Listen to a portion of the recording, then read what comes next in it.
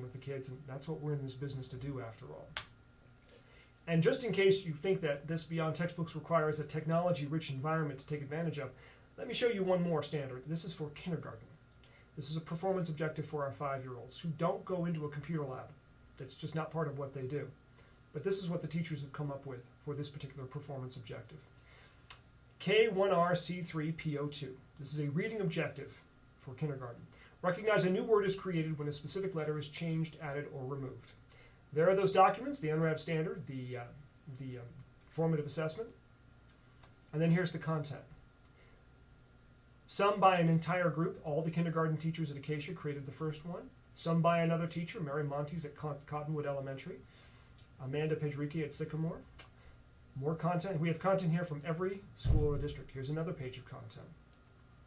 And another page of content. And another page of content. All of these resources found by our teachers and by the teachers in our partner districts. All of it, none of it which we paid for, all of it aligned to state standards. Exactly. And something really beautiful here at the bottom. On every page for Beyond Textbooks, we have a section for accommodations and interventions. This is where we put in content that might be specific to particular constituencies. For example, English language learners, special education, things like that. Here at the bottom of a kindergarten objective, we have some instruction or advice from a speech-language therapist about certain minor articulations and sound production errors. So Rebecca Ludlam has come onto a kindergarten page and put on some information. She's added some value that the kindergarten teacher can note, and perhaps if she sees something can either apply remediation or reach out to the speech therapist for help. What's most important to note on this is Rebecca Ludlam is from one of our middle schools. We have a middle school language therapist who goes through the kindergarten first grade pages and adds value to them, purely of her own volition. We've harvested enthusiasm. She's passionate about what she does. So she goes through and adds this value to every page and makes herself available in this format to every teacher in the district. And she does it really completely on her own because she's passionate about the subject. You know your special constituencies, your teachers who teach ELL, SPED, ESL. Those are teachers who are passionate about what they do. And now they get to contribute to the big conversation in a way that really adds value to the overall tool. I guarantee you this is not happening in your district because it's so difficult to do, or not in this completely self-directed manner. So how do teachers use Beyond Textbooks day by day? Well, they start with the curriculum calendars, which then takes them to Beyond Textbooks. They then move that content into their teacher blog. There's a lot of confusion about what a teacher blog is. People think of it like, for example, a blog you might find out on the internet somewhere, a blog about someone's life or what they did that day, a sort of a retrospective or narcissistic tool. A teacher blog isn't like that. A traditional blog is about what has happened. A teacher blog is about what's going to happen. A skilled teacher creates a blog entry, puts on the objectives, puts on their bell work or their seat work, other things, might embed a video, other resources, things like that, everything they need to teach that lesson. And then the day before class, they just turn it on and make it available. So they can teach from it that day, students can get to it later on, students who missed the class can see it. In any case, the blog is a lesson planning tool. And if a lesson is really good, a teacher simply saves it and the next year uses it again. The blog is that personal aggregation tool where they move content from Beyond Textbooks.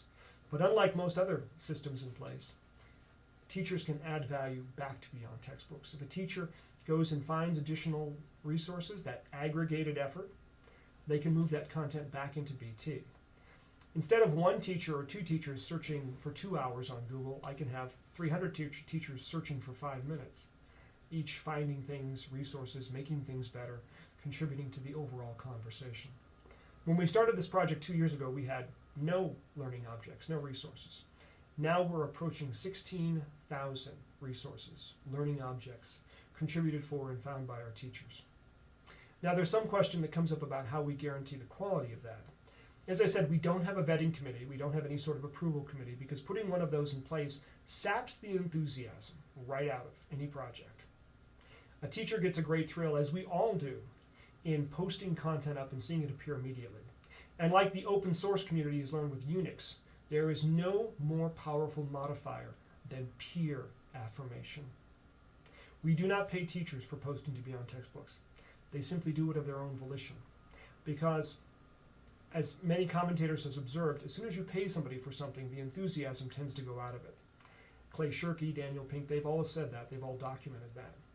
But peer affirmation, a teacher who puts up a powerful lesson plan that's really effective at teaching something, and the other teachers weigh in, they add forum contents, they email the teacher, that peer affirmation, the big thumbs up, hey, that's great. That's a really powerful motivator. And probably there's none more powerful for professionals, particularly professionals who often don't feel appreciated in what they do. Another powerful thing is that if a skilled teacher leaves us, whether for the district or simply retires, their intellectual creation, what they've done, their contributions remain for their fellow teachers even after they've gone.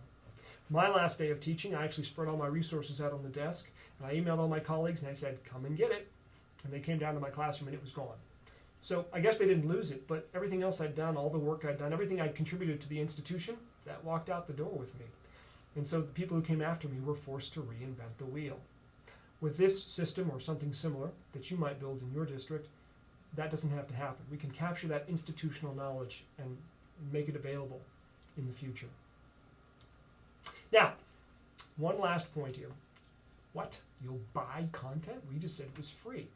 Actually, no, I will buy content. Yes.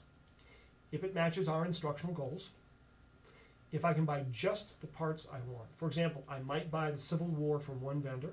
I might buy World War II from another vendor because, well, they do it better. If I can buy it for just the students I need it, I don't want to license something district-wide. I might license it just for a grade level or just for a particular school. I only want it for as long as I need it. I might buy content for a year. And if I can incorporate it into Beyond Textbooks. Here are 3 vendors that we use here in Vail. ABC Clio has fantastic history content, simply the finest things. Brain Pop is cool little objects, little bits and pieces for teaching specific skills in K-5. And Gizmos is the same way for physics at the high school level. These all match our model of bits and pieces, tight little focused bits that we can align to specific standards and use as we need them. And we in fact include links to specific resources on Beyond Textbooks that would then take the user to these premium content sites where they then could use the object in question. So we will pay for content, and vendors can sell into this market. They just can't sell an entire book. Content has to be chunked, broken into bits and pieces so that states, districts can align it to standards and serve it out to teachers in a way that is meaningful to them. And when we say, and we put these terms up, if you remember I said this before, this is what content looks like going forward. A mix of free, found, created, and premium content. Teachers aggregating their effort, bringing it together, harvesting the enthusiasm of individual teachers who are passionate about what they do, and then the unlimited creativity thereof.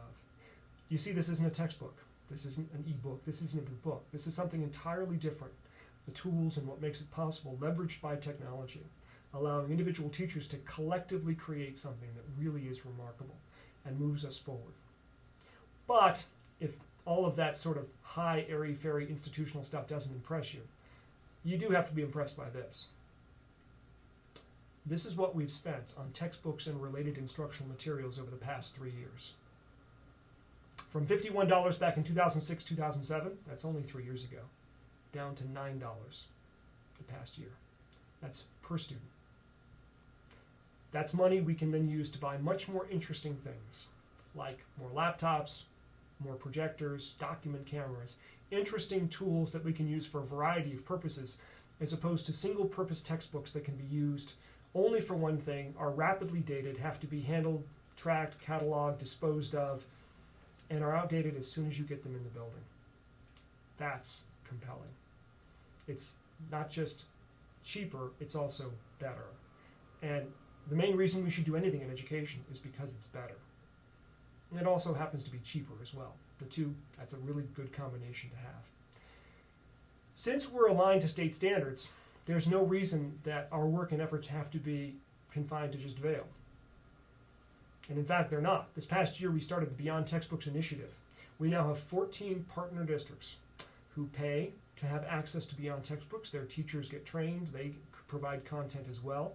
Many of these are small rural districts who simply don't have access to the kind of professional development, technology, or other things that could take them to the next level. But the aggregated effort of all of us together means that they can take their game up another notch as well. So we're all in this together. A collective group from 500 teachers in Vail to 3,000 teachers across the state, adding their collective energy and enthusiasm to make the tool better and better and better. More and more content, all of us together, making this more compelling. And that is how you go beyond textbooks. Thank you.